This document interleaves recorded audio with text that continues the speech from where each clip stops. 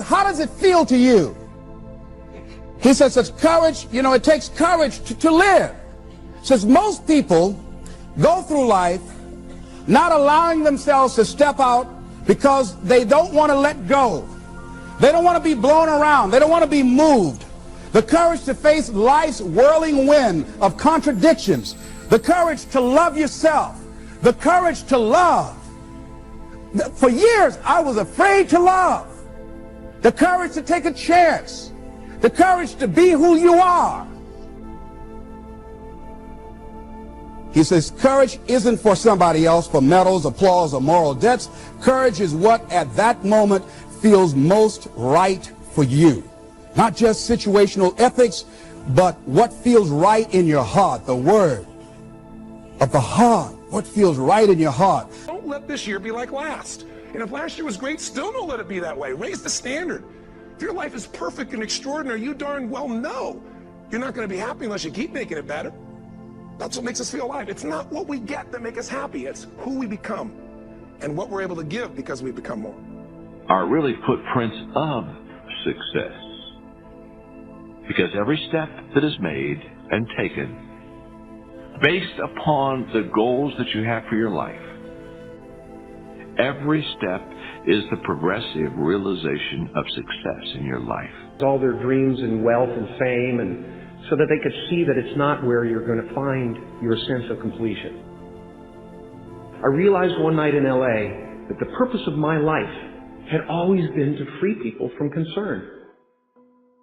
I can tell you from experience, the effect you have on others is the most valuable currency there is. And it's scary. It's scary growing. It's scary taking a chance. It's scary acting on your intuition, on your guts. It's scary.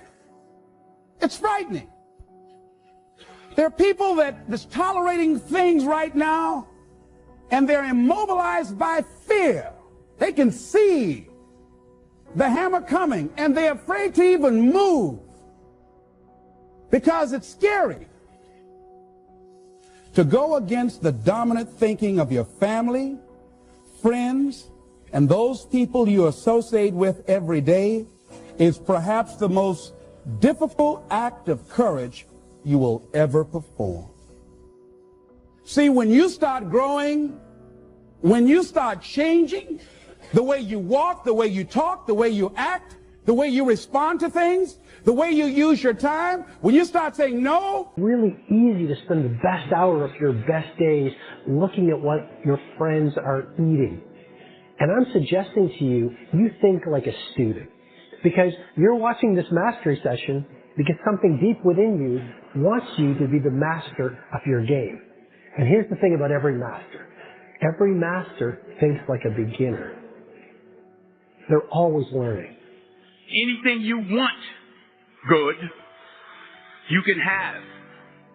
Living in fear, feeling stressed out, feeling powerless, feeling like victims, I think it should be a time that we need to begin to look at ways that we can become an active force in our own lives. Look at ways when we can decide to take charge of our own destiny. Look at ways when we can decide to design a life of substance and begin to truly live our dreams. And it's time for people to decide, I'm ready to get on with my life. Why you can't move on, why you can't grow to the next level, why you can't begin to manifest your greatness, why you can't begin to live life on your terms. Always something there to block you, to keep you where you are, and keep you from beginning to develop your true greatness. Always some fear. How do we handle it? And I'm saying that if you've been hiding out behind but, if you've been using the fact that you don't have enough money or you don't have the education, take it head on. Go get the education. I was like, okay, Eric, you got to get a grip on your 24 hours because you're about to be broke for the rest of your life. And that's all I need you to do for me. I can tell you all about your life if you just write down your 24-hour schedule for me. You let me look at it. I can tell you where you're going to be in 5 years. I can tell you where you're going to be in 10 years. I can tell you where you're going to be in 20 years if you keep that schedule. If you only have 24 hours in a day, your success is dependent upon how you use the 24. You got to hear me. People talk about Oprah Winfrey, Ted Turner, Warren Buffett. Listen to me. I don't care how much money you make. You only get 24 hours in a day. And the difference between Oprah and the person that's broke is Oprah uses her 24 hours wisely. That's it. Listen to me. That's it. You get 24. I don't care if you broke, you grew up broke. I don't care if you grew up rich. I don't care if you're in college, you're not in college. You only get 24 hours. They don't have time for personal growth and development. They don't have time to work on their minds. No, they don't have time for that. Too busy for that. To determine the height of your self-approval, it's important that you evaluate yourself, because you know you quite well, but it's almost impossible to do it totally by yourself. You must get some caring feedback. Find somebody close enough to you that has observed you or been around you, that you value their opinion, and ask them, how do they see you? How do they rate you in terms of your self-esteem? And then compare what you have with what they say. There is so much out there conspiring to make you cynical. People will try to convince you that you should keep your empathy out of your career. Don't let that noise knock you off course. I found that my life got bigger when I stopped caring what other people thought about me. Yours will too. Stay focused on what really matters. When I look around, I always learn something, and that is to be always yourself. Think about this. You have $86,400 to spend every single day. But when the day is over, the money disappears. You can't get it back. Wouldn't you try to spend all of the money before they disappear? Wouldn't you try to use it wisely?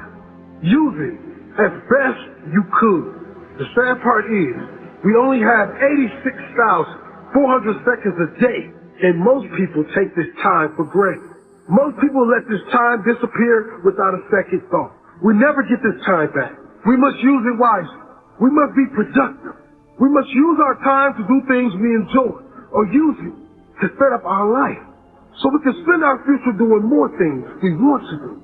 Instead of wasting your time on meaningless things, use it to learn new things.